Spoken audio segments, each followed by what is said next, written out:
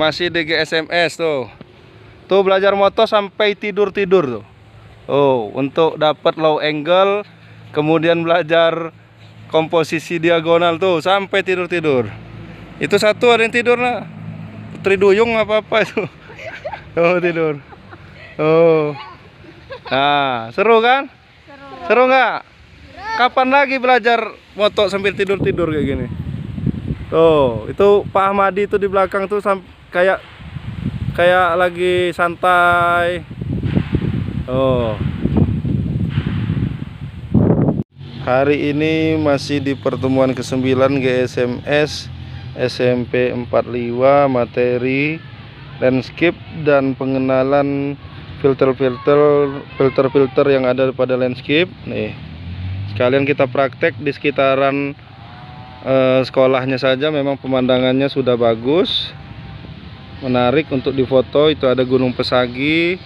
Nah, itu anak-anaknya sudah belajar moto landscape menggunakan kamera handphone, mempraktekkan komposisi yang ada di landscape, kemudian memakai apa lagi tadi? Suruh pakai apa? Framing? Ya.